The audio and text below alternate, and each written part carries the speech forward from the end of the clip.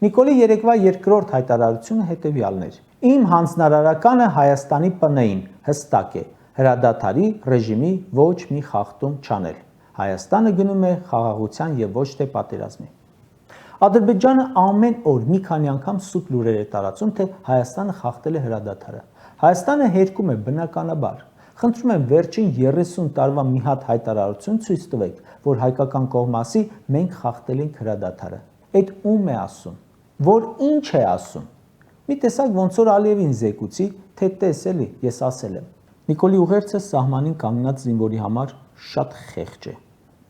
Բարոյալ լքող հանձնարարական է։ Եթե երկրի ղեկավարը լիներ ձիգ, պինդ մեկը լրիվ ուրիշ հանձնարարական կտար։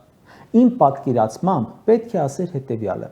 չնայած մենք գնում ենք խաղաղության, ոչ թե պատերազմի, բայց հենց սա դրանք լինի, արժանի հակահարված տվեք, այդ դա կլիներ ուժեղ ղեկավարի պահվածք, թե չէ ինչքան կարելի է նվաստացնել բանակը, զինուժը։ Այդ հանձնարարականը տվել է Պապիկյանին ու գեներալ Ասրյանին, նրանք չէին էլ կրակելու, Ասրյանը ահաբեկիչներին շրջափակում է, բայց թողնում է սովածանան գնան, դա է իր պատկերացմամբ զորահրամանատարի կոչումը։ Իմ կարծիքով Նիկոլը հանձնարարական էլ չի տվել, Facebook-ում գրել է, Պապիկյանը հետևորդների մեջ կա կտեսնի։